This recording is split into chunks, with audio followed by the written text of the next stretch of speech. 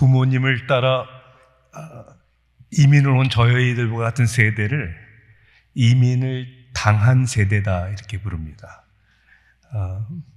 중학교를 졸업하자마자 부모의 계획과 결정에 의해서 선택의 여지가 없이 이민을 당한 세대. 미국에 와서 적지 않은 문화 충격 가운데 고등학교도 다녀야 되고 가장 간절했던 것은 영어를 배우는 것이었죠. 여러분들도 영어를 배우시느라 얼마나 고생이 많으셨습니까? 지금까지도 고생하시지 않습니까? 어떻게 하면 영어를 잘할 수 있을까? 그 당시에 어린 나이였지만 여러 가지 고민을 하다가 그때부터 지금까지 저에게 습관이 하나 생겼습니다. 그 습관이 뭐냐면 길가에 혹은 운전하다가 보이는 모든 사인, 간판을 읽는 거예요. 이게 무슨 뜻인지. 교통 표지판 사인, 그 다음에 가게 앞 사인들, 큰 빌보드라고 하잖아요. 운전하다가 보면. 요즘은 많이 없는 것 같은데 예전에는 그렇게 자동차 뒤에 범퍼 스티커가 그렇게 많았었습니다. 여러분, 사인에는 메시지가 있지 않습니까? 뭔가를 사라고 선전을 하거나 방향을 제시해주고, 때로는 stop, do not enter, 경고의 사인도 주기도 하죠. 어느 스포츠 팬인가, 또 어느 학교 출신인가, 그런 사인을 통해서 우리는 메시지를 받습니다. 그런데 어떤 사인은, 그 사인의 메시지는 우리에게 때로는 큰 감동을 주기도 하고 우리의 생각과 우리의 삶을 심지어는 변화시키는 경우도 있습니다. 약 30년 전에 제가 43가 휴스턴에 있는 길을 운전하고 갈 때 꽃 가게 앞을 지날 때였습니다. 꽃 앞에 사인 간판이 있었는데 이게 철로 만든 프레임에 알파벳 이렇게 넣어서 만드는 메시지 있잖아요. 밤에는 불이 들어오고. 그 꽃가게에서 이런 글을 광고하고 있더군요. 뭐라고 써 있냐면 영어로 써 있었잖아요. 잘 들어보세요. No reason is the best reason. 이유 없는 것이 가장 중요한 이유다. 여러분, 무슨 의미인지 감이 잡히십니까? 우리가 사랑하는 사람에게, 특히 아내에게 언제 꽃을 선물합니까? 생일, 결혼기념일, 발렌타인스데이, 또 뭔가 크게 잘못했을 때, 혹은 내가 원하는 뭐가 있을 때, 그렇지 않아요? 네. 이런 날들에 꽃을 사는 이유는 어떤 목적이 있기 때문에, 혹은 의무감, 책임감 때문에 선물이나 꽃을 사는 것이죠. 혹은 안 샀다가는 돌아올 보복과 심판이 두려워서 꽃을 사는 경우도 있습니다. 항상 그런 건 아닌데 제 경우에는요, 제 자신과의 경쟁입니다. 작년보다 어떻게 내 아내를 깜짝 놀라게 하지? 그런데 이게 선한 것 같지만 사실은 제 의가 가득한 거예요. 왜냐하면 그렇게 깜짝 놀라게 선물을 해서 제 아내로부터 듣고 싶은 말이 있거든요. 무슨 말을 듣고 싶으냐면, 역시 당신이 최고야. 그래서 나에게만 그렇게 얘기해 줄 게 아니라 온 동네 사람들에게 다 얘기해 줬으면 참 좋겠다. 나는 그런 사람이니까. 그러니까 이런 이유 때문에 꽃을 사는데, 특별히 날이 아닌데, 무슨 특별한 기념일이 아닌데 꽃을 사면, 꽃을 사도 집에 왔는데 안에 생일도 아니고 결혼기념일도 아니고 특별한 날도 아닌데 no reason, 이유가 없다면 그럼 무슨 이유일까요? 사랑하니까, 좋아하니까. 그래서 그 꽃가게의 광고가 정말 맞는 거구나. No reason is the best reason. 사이먼 시닉이라는 사람이 쓴 책의 제목이 이렇습니다. Start with why. 우리말로는 why로 시작하라 이렇게 번역이 됐어요. 그러니까 기업에 대한 이야기인데 무슨 기업이든 무슨 비즈니스든 they know what to do or what to make. 무엇을 해야 된다는 거는 다 안다는 거죠. 그렇죠? 자동차 회사는 자동차를 만드는 거 하고 서비스 업계는 서비스를 제공하는 것인데, 그런데 좀 더 나은 회사들은 무엇을 아는 것보다 그 다음 단계가 뭐냐면 they know how. 그것을 어떻게 좀 더 잘 만들고 좀 더 좋은 서비스를 제공할까, 그것을 안다는 것이죠. 그런데 세상에 영향력을 끼치는 이런 창의적인 회사는 무엇을도 알지만, 어떻게도 알지만, 우리 회사가 왜 존재하고 왜 자동차를 만들고 왜 이러한 서비스 업종에서 봉사하는지 목적의식, why, 왜 이것을 잘한다는 거예요. 여러분, 세상에 돌아가는 모든 일들이 사랑하는 사람들과의 관계에 있어서도 마찬가지지만 오늘 하나님과 나와의 관계에 있어서, 여러분과 하나님의 관계가 있어서 내가 무엇을 하고 어떻게 좀 더 잘 봉사하고, 이것도 중요하지만 더 중요한 것은 우리의 마음의 동기라는 거예요. 왜? 우리는 왜 예배드리는 겁니까? 우리는 왜 주님을 섬기는 것입니까? 한길교회라는 이 믿음의 공동체는 오늘 why, 왜 존재하는 것입니까? Why do you do what you do? 여러분, 마음이 건강하고 속에서 우러나는 사랑이 있을 때는 힘든 일도 부담스러운 일도 기쁘게 하는 것이죠. 그렇지 않습니까? 그런데 우리의 마음을 잃어버리면요, 더 이상 마음이 없어요. 모든 게 복잡해지는 겁니다. 하기 싫어지죠. 부담스럽고, 그래서 이유와 핑계를 대고 빠져나갈 구멍만 찾습니다. 그러한 삶은, 그러한 신앙생활은 능력도 없고요, 열매도 없습니다. 안타깝게도 오늘날 교회 안에는 무엇을 어떻게라는 방법은 다 알고 있지만 더 이상 마음은 하고 싶지 않은, 지쳐있는 사람들로 가득 차 있지 않은가 생각을 해봅니다. 혹시 여러분은 그렇지 않아요? 여러분의 하트는 아직도 살아있습니까? 왜 그런 걸까? 시험거리가 많아서요? 번아웃 돼서요? 실망과 상처가 많아서요? 여전히 자신이 부족하다고 생각해서요? 아닙니다. 제가 언급한 이러한 모든 내용들은 다 사실이고 우리의 현실입니다. 네, 힘들어요. 부족해요. 부담스러워요. 그러나 진실은 그게 아니라는 것이죠. 여러분, 이 험한 길 가는 동안 참된 평화가 어디 있습니까? 이 세상에 쉬운 일이 어디 있습니까? 연약하고 죄악된 인간들이 살고 있는 사회가, 그리고 교회가 시험거리 없는 날이 언제 오겠습니까?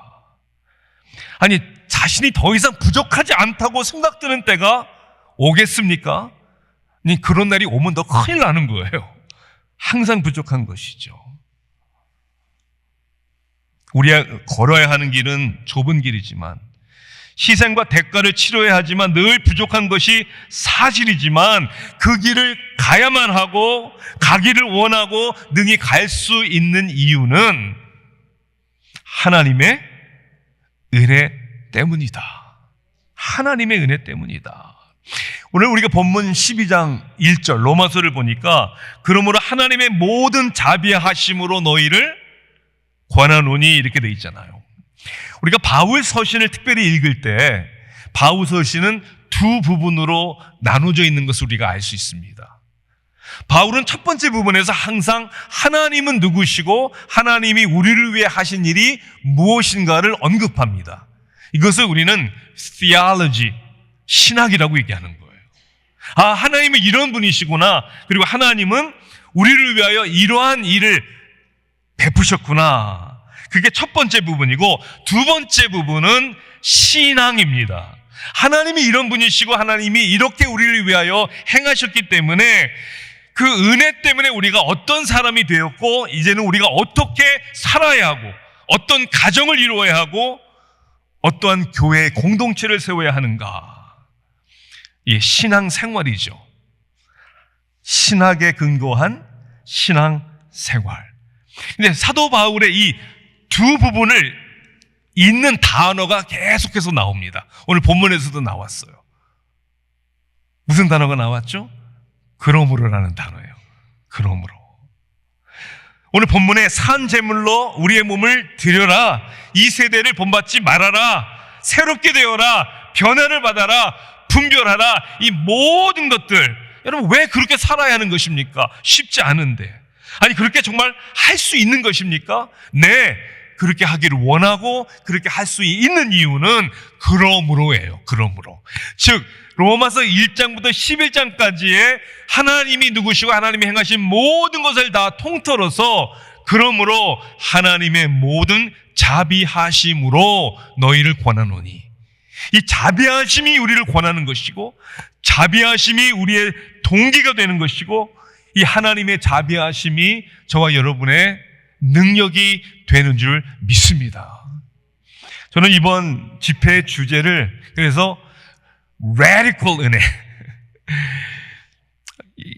우리말로 어떻게 이걸 표현할까? 하나님의 은혜를 정말 어떻게 이걸 다 표현할 수 있을까? 그래서 그냥 radical이라는 단어를 썼어요. 이 놀라운 은혜, 저는 오늘 이 저녁부터 시작으로 해서 저와 여러분의 삶을 붙들어주고 저와 여러분의 삶의 동기가 되고 능력이 되게 하시는 하나님의 자비하심, 은혜에 대한 말씀을 저는 여러분들에게 선포하기를 원합니다.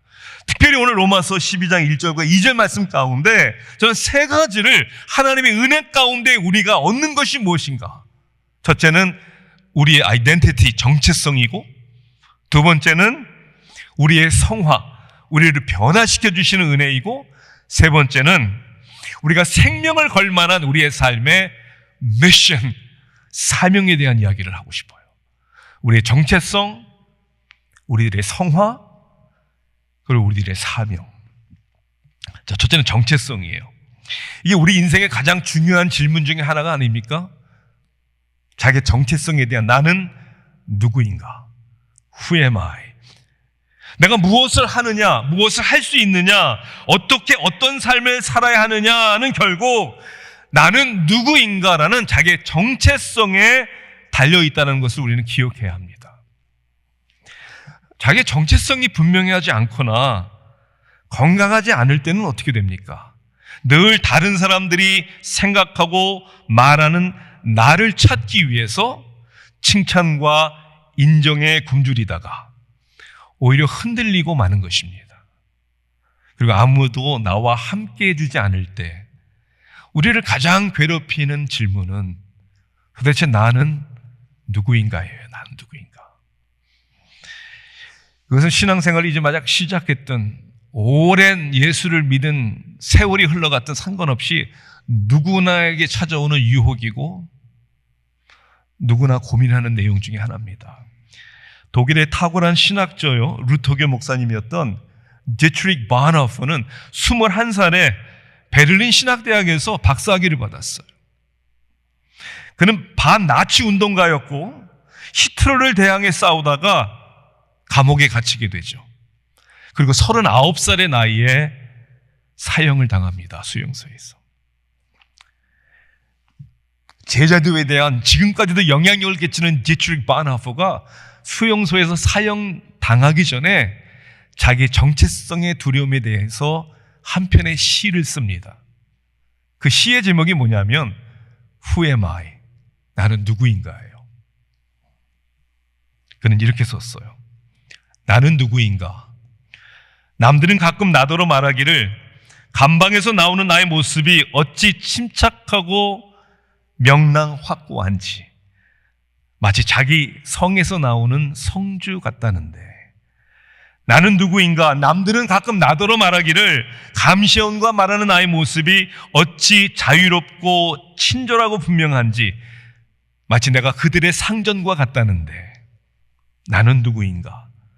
남들은 또 나에게 말하기를 불쌍한 하루를 지내는 나의 모습이 어찌 평온하게 웃으며 당당한지, 마치 승리만을 아는 투사 같다는데, 남의 말에 내가 참 나인가? 나 스스로 아는 내가 참 나인가? 새장에 든 새처럼 불안하고 그립고 약한 나, 목을 졸린 사람처럼 살고 싶어 몸부림치는 나, 색과 꽃과 새소리에 줄이고 좋은 말, 따뜻한 말동무에 목말라 하고 방종한 사소한 굴욕에도 떨며 참지 못하고 석방의 날을 안타깝게 기다리다 지친 나, 친구의 신변을 염려하다 지쳤다. 이제는 기도에도 생각과 말에도 지쳐 공허하게 된 나다. 이별에도 지쳤다. 이게 내가 아닌가? 나는 누구인가? 이 둘 중에 어느 것이 나인가? 오늘은 이 사람이고 내일은 저 사람인가? 이 둘이 동시에 나인가? 남 앞에선 허세, 자신 앞에선 한없이 불쌍하고 약한 나인가? 이미 결정된 승리 앞에서 무질서에 떠는 패잔병에 비교할 것인가? 나는 누구인가? 이 적막한 물음은 나를 끝없이 실용한다. 내가 누구이든 나를 아는 이는 오직 당신뿐.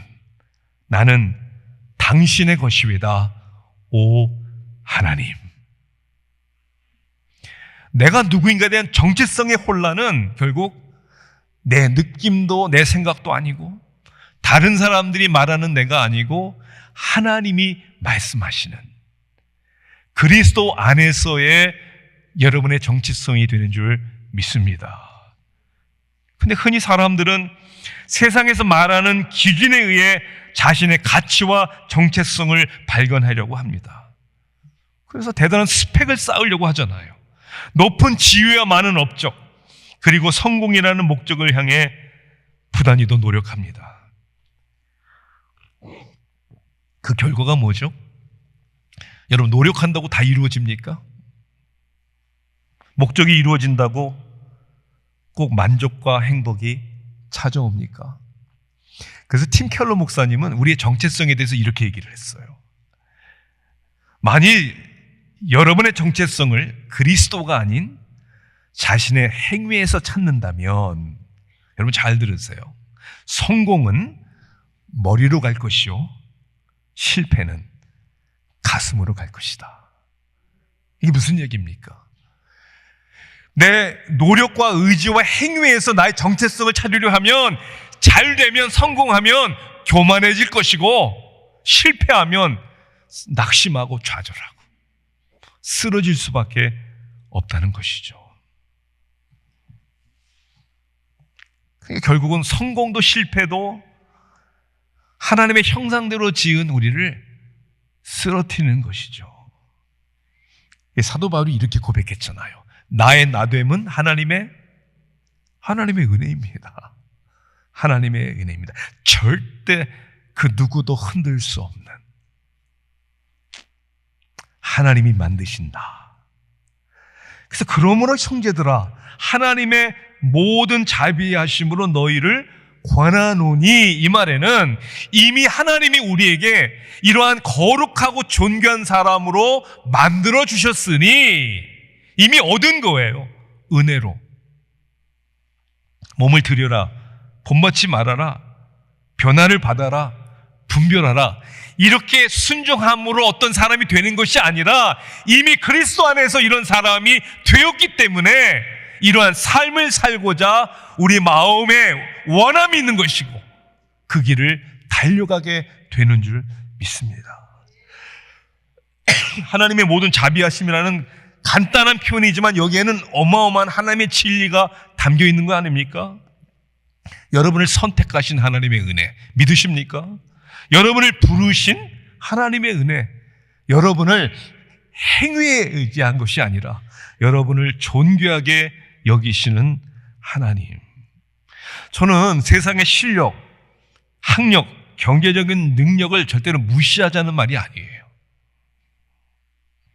이런 것들은 이 세상을 살아가는데 필요한 도구들이지 우리의 영원한 것들이 아니라는 것입니다. 그래서 우리는 날마다 말씀 가운데 기억해야 하는 거예요. Who you are. 여러분이 하나님 안에서 누구인지를, 이 한길 공동체가 어떠한 공동체인지를 remember. 1994년도에 나온 애니메이션 영화 라이언 킹이라고 여러분 기억하세요? 우리 아이들이 4살, 5살 그때라서 라이언 킹을 여러 번 봤어요. 그 라이언 킹이라는 애니메이션, 거긴 주인공인 이 심바라는 어린 사자가 있었죠. 그런데 스컬라고 이름하는 이 교활한 삼촌이 이 아버지가 죽었는데 아버지의 죽음이 누구의 책임이다? 너 때문이야. 이런 죄책감을 심어줍니다. 그래서 그 죄책감에 이 주인공 심바는 도망갑니다. 세월이 흘러요. 심바가 동물의 왕 사자의 모습으로 성장했지만 그 내면의 세계는 여전히 도망자, 패배자. 그래서 아무런 의미도 목적도 없이 살아갑니다. 이 라이언 킹의 유명한 노래가 있어요. 우리 아이들하고도 같이 불렀는데 하쿠나 마타타 이런 노래예요. 이게 스와힐리 아프리카 언어로 No worry, 걱정 없어 이런 뜻이래요. 그러니까 삶의 목적 의식도 없이, 왜? 자기 정체성을 잃어버렸으니까 그냥 매일 하루하루를 그냥 걱정하지 말고 즐겁게 살면 돼. 그렇게 노래만 부르다가 살다가 라피피키라는 친구의 인도로 작은 웅덩이 앞으로 인도가 되죠. 거기서 아버지 무파사가 나타납니다. 나타난 아버지는 아들 심바에게 이렇게 말을 하죠. 심바, you have forgotten me. 네가 나를 잊었구나. 심바는 No, how could I? 아니, 제가 어떻게 아버지를 잊어요? 그때 아버지는 이렇게 얘기합니다. You have forgotten who you are, so forgotten me. 너는 내 자신을 잃어버렸구나. 그래서 너는 나를 잃어버린 거야. 그리고 이렇게 얘기하죠. Look inside you, Simba. 네 안을 한번 들여다봐라. You are more than what you have become. 지금 너의 모습이 아니야. 너의 진정한 모습은. 그리고 돌아가라고 하잖아요. You must take place in the circle of life. 다시 동물의 왕으로 돌아가라는 거예요. 그때 심바가 뭐라고 얘기하죠? How can I go back? 저 돌아갈 수 없어요. I'm not who I used to be. 저는 예전에 제가 아니란 말이에요. 죄책감과 정체성을 잃은 아들이 돌아갈 수 없다라고 얘기를 할 때 무파사 아버지는 그에게 이렇게 말을 하면서 사라지죠. 계속 Remember who you are. You're my son. Remember. Remember.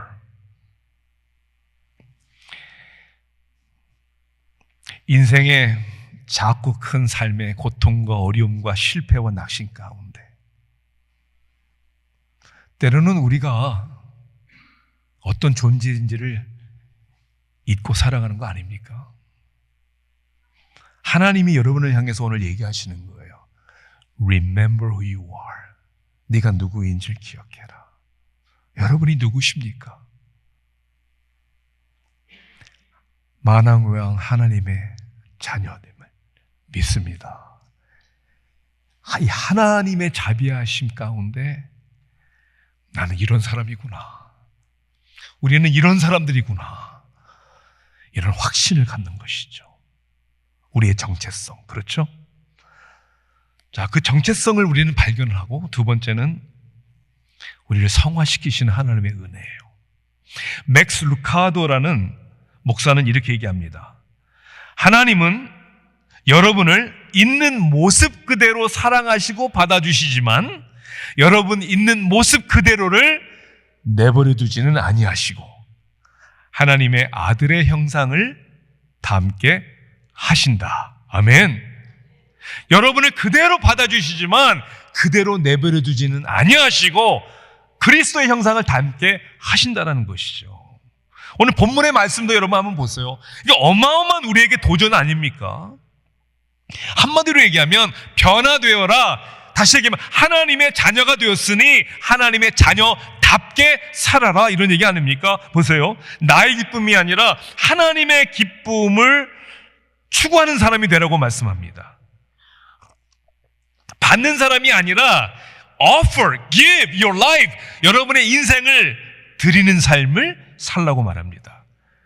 육신의 삶이 아니라 영적인 삶, 세상의 유행과 가치관과 흐름에 그냥 묻혀서 가는 사람이 되지 말고 다른 사람들이 다 그렇게 한다고 똑같이 가지 말고 이 세대를 어떻게 하라고요? 본받지 말아라.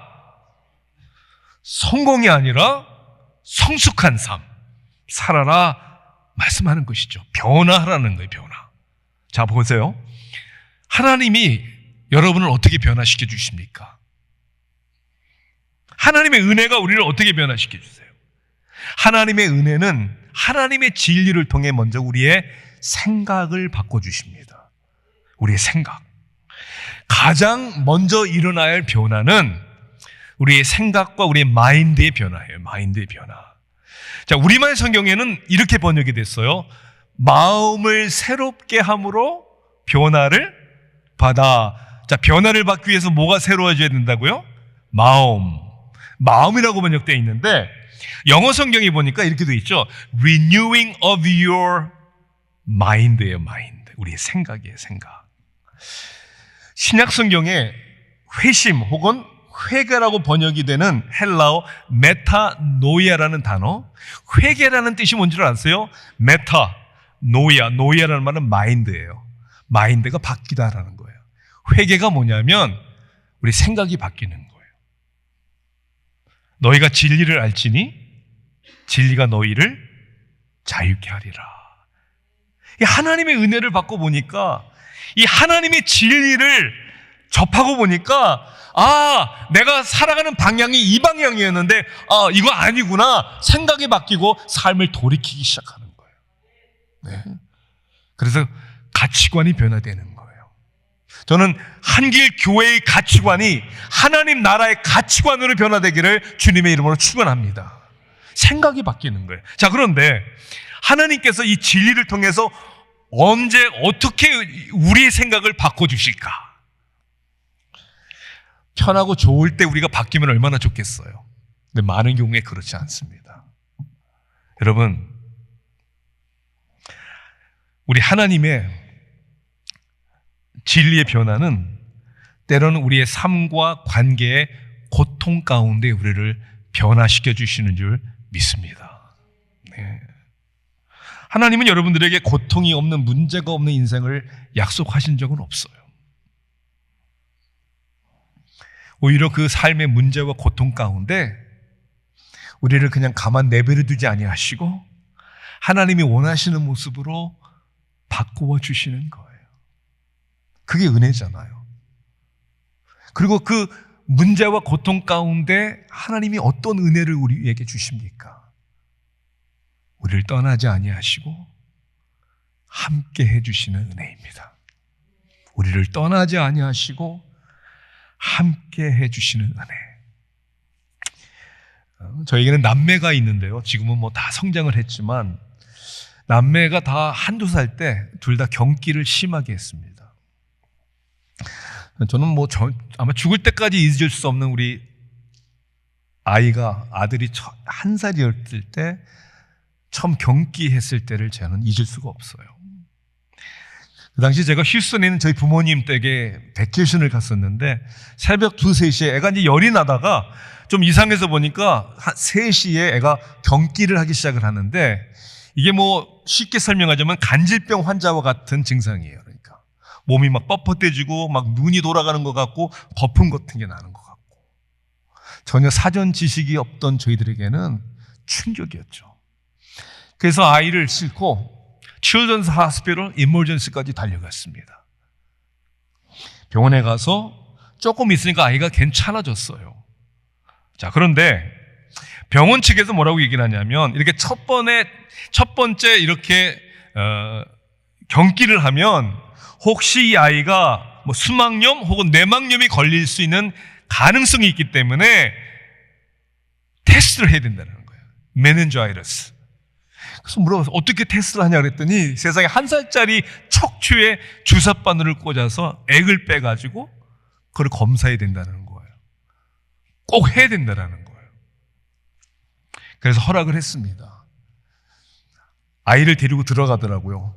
아빠도 못 들어오게 해요. 문 밖에서 이렇게 기다리고 있는데 아니나 다를까 조금 있다가 아이의 비명소리가 들리는 거예요. 라고 울음소리. 얼마나 무서웠고 아팠을까. 그 아이의 울음소리는 아빠인 저에게 이렇게 들렸어요. Where are you? 아빠 어디 있는 거야? 그리고 왜 내가 이렇게 힘들고 두렵고 아픈데 왜 나를 빨리 구해주지 않는 거야? 이렇게 들리죠, 아이의 울음소리가. 그 순간 저는 그 두려움과 고통 가운데 있는 아들, 1살짜리 아들을 못 구해준 게 아니라 안 구해준 거예요. 누구를 위해서? 우리 자신을 위해서. 반드시 거쳐야 하는 것이기 때문에. 눈에 보이진 않았지만 저는 멀리 있질 않았어요. 바로 문 밖에 있었어요. 그리고 제 마음이 아파서 울었어요. 여러분의 삶을 돌아보시면 어떤 삶의 상황 가운데 그리고 어떤 관계 속에서 고통과 아픔을 경험하신 적이 있으실 거예요. Maybe 지금도 삶 속에 내가 전혀 해결할 수 없는 그것이 육신의 관계, 가정에 아픔이 있을 수 있습니다. 그 가운데 하나님의 은혜가 어디 있는 것입니까? 하나님이 어디 계신 것입니까? 여러분과 함께하고 계세요. 그리고 여러분을 위해서 더 아름다운 여러분의 삶의 변화와 성숙을 위해서 그 잠시의 고통의 시간도 하나님은 허락하시는 거예요. 그리고 여러분을 떠나지 아니하시고 여러분을 붙들고 계시는 줄 믿습니다. 왜 하나님이 우리의 인생에 사랑과 은혜 하나님이 고통과 아픔을 때로는 실패를 허락하시는 걸까? 때로는 우리가 살고 있는 이곳이 천국이 아니라는 것을 깨닫게 해주시기 위해서, 때로는 여러분의 교만을 꺾으시기 위해서, 혹은 나태한 신앙생활에 채찍질하기 위해서 너 그렇게 살면 안 돼. 왜? 좋은 길만이 축복의 길은 아니잖아요. 결국 우리의 소망, 우리의 신뢰의 대상이 변하지 않고 나를 사랑하시는, 오직 나의 의지는 하나님 한 분밖에 없구나, 이것을 깨닫게 해주시기 위해서. 그래서 하나님의 자비하심은 흔들리지 않는 우리의 정체성을, 그리고 고통과 아픔 가운데 우리와 함께 하시고 우리를 성화시켜 주시는 줄 믿습니다. 네. 그래서 하나님의 은혜가 radical 하다는 거예요. 자, 끝은 우리의 미션이에요. 사명이에요. 사명.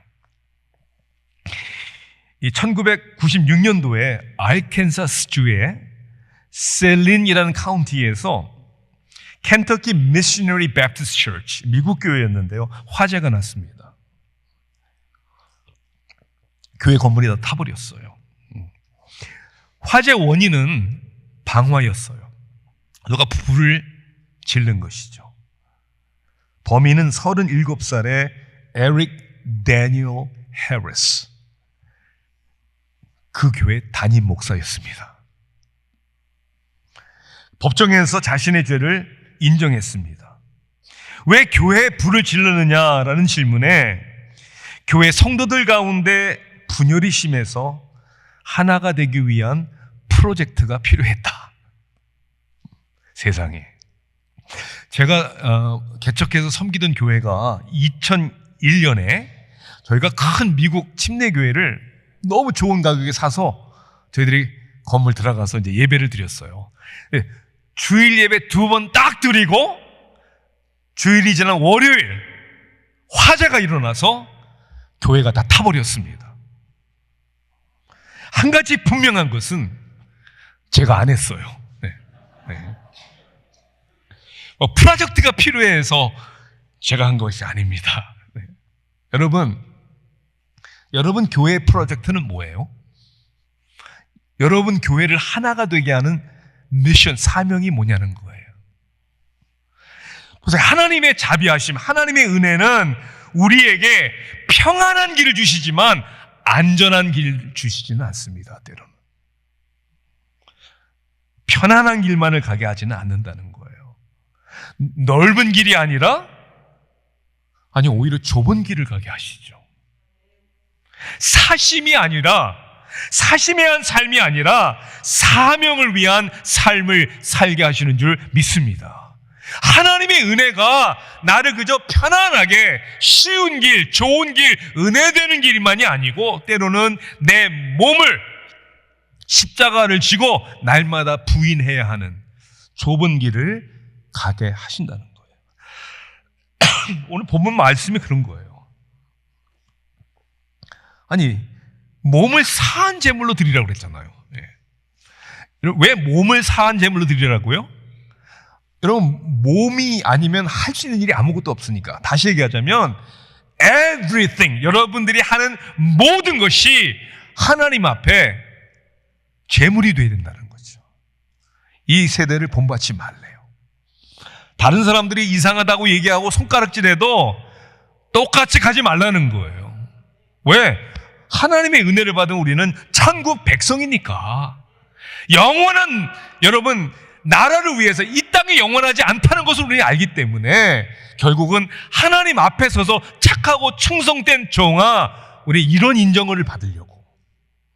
그리고 잘 나가는 길, 성공하는 길, 이런 게 아니라 하나님의 선하시고 기뻐하시고 온전하신 뜻이 뭔지를 분별하라는 거예요. 이게 미셔널 라이프예요. 이게 목적 있는 삶이죠. 이게 우리의 인생의 why, 내가 왜 존재하지, 무엇을 향해 가고 있지, 이 사명감에 불타는 성도, 이 사명감에 불타는 한길교회가 되기를 주님의 이름으로 축원합니다.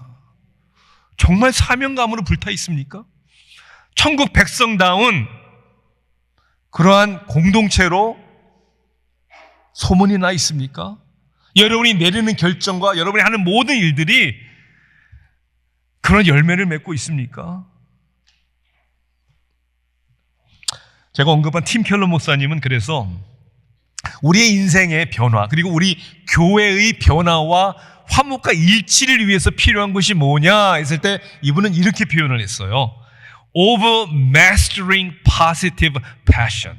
그러니까 압도적이고 긍정적인 열정이 우리 안에 있어야 나도 변하고, 이 교회 안에 압도적이고 긍정적인 열정이 있어야 교회가 하나가 되고 성장하고 부흥한다는 거예요. 그 압도적이고 긍정적인 열정이 여러분의 삶에는 뭡니까? 한길교회는 도대체 그 열정이 뭡니까? 그게 얼마나 중요한지 몰라요. 이 남녀 가운데 우리 둘째 아이, 딸 아이는 어렸을 때부터 고집도 세고요, 철도 없고, 자기가 원하는 것은 해야 속이 풀리는 아이였고, 그리고 잠이 너무 많았어요. 참, 아침에 학교 가는 것도 힘들었어요. 스스로 일어난 적이 거의 없었던 것 같아요. 가든 말든 깨우지 말았어야 되는데, 또 뭐 부모의 마음이 그렇습니까? 깨워요. 그러면 막 잠결에, 그래서 화장실에 이렇게 집어넣으면 어떤 때는 조용해요. 들어가 보면 화장실 바닥에 누워서 자고 있을 때도 있었어요. 예. 아니, 이런 아이였는데 정말 못 말리는 아이였어요. 이 아이가 22살 때 남자를 데려오더니 결혼을 하겠대요. 아니, 하겠대요. 물어보는 것도 아니고. 그걸 누가 말립니까? 미국에는 그런 트래디션이 있죠. 이렇게 먼저 남자가 여자한테 청혼하기 전에 누구의 허락을 먼저 받죠? 예, 아버지의, 형식적이지만 아버지의 허락을 먼저 받습니다. 그날 이제 저를 만났어요. 만나가지고 딸을 자기에게 결혼해달라, 시켜달라. 제가 겉으로는 이렇게 막 근엄한 척했지만 속은 빨리 데려가라. 그리고 너 고생 좀 해봐라 그랬어요. 제가 말은 못하고 그냥 그렇게. 아니나 내가 22에 결혼을 하더니 23세 첫 아이를 낳습니다. 임신을 했어요. 제 아내하고 저는 이 철부지 없는 거 좀 기다리고 좀 있다가 아이를 낳지. 이제 23이 되어서 우리말로 얘기하면 애를 낳는 거예요. 애를. 걱정 얼마나 많이 했는지 몰라요. 어떻게 애를 키우려고 그랬는데, 애를 낳더니만 잘만 키우더라고요. 그 한국에 그런 프로그램 있죠. 우리 애가 바뀌었어요. 뭐 이런 프로그램 있죠. 막 거기에 나가고 싶을 정도로 우리 딸아이가 바뀌었어요. 그렇게 잠이 많던 아이가 2시간마다 깨워서 아이에게 젖을 줘야 하고, 자기의 욕심도 내려놓고, 지금 그래서 이제 33살인데 아들만 셋이에요, 지금. 우리 딸아이가 왜 이렇게 변화가 됐습니까? 잘 들으세요. Over mastering positive passion이 생긴 거예요. 그게 뭐예요? 자기 생명보다 귀한 자기 새끼를 낳고 보니까, 엄마가 되고 보니까 변하더라는 거예요. 네.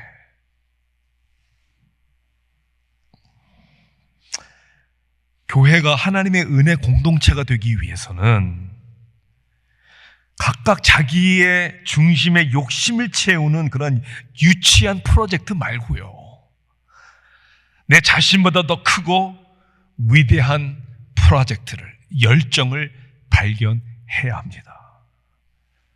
그것이 뭡니까? 하나님의 영광을 구하는 거 아닙니까? 천하보다 귀한 영혼들을 복음으로 구원토록 하는 거 아닙니까? 교회를 교회답게 세우는 거 아닙니까? 그 열정. 여러분에게 좀 묻고 싶어요. 교회라는 곳이 유람선과 같은 곳입니까? 아니면 군함과 같은 곳입니까? 유람선 타보셨어요?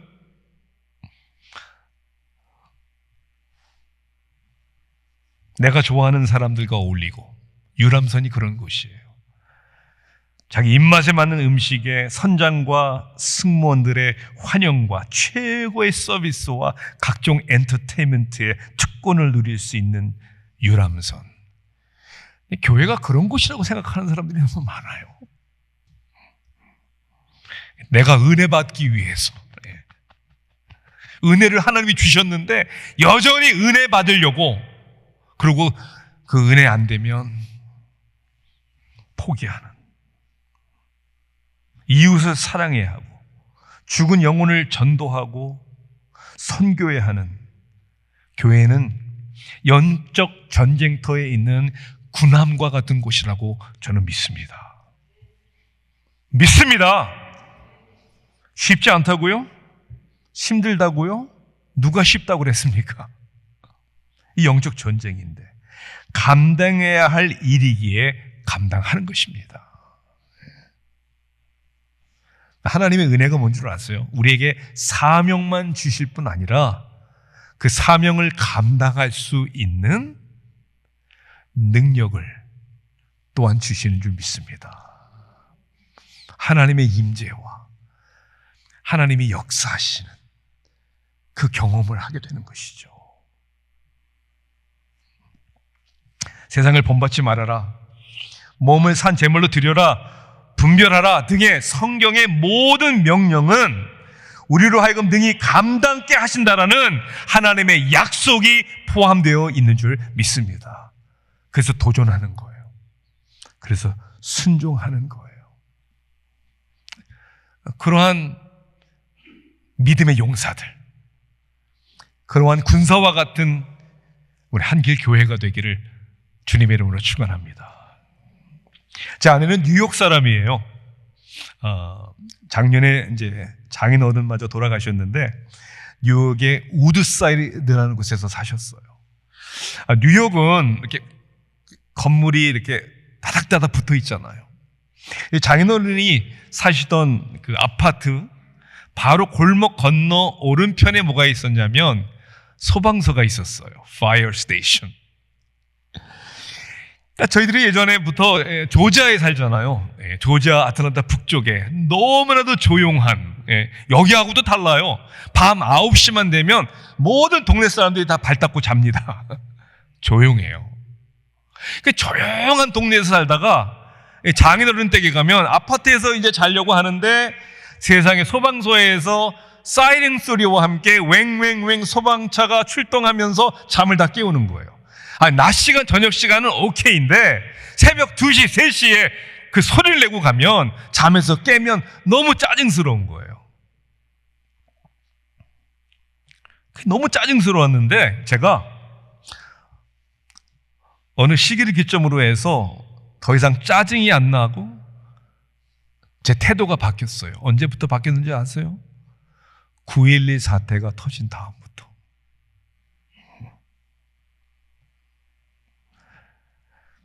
9.12 사태가 터졌을 때 그 트윈 빌딩이 화염에 휩싸였을 때 사람들은 살고자 뛰쳐나올 때 누가 뛰어들어갔습니까? 뉴욕 소방대원들. 그날 뉴욕 소방대원 343명이 생명을 구하려 뛰어들어갔다가 생명을 잃었습니다.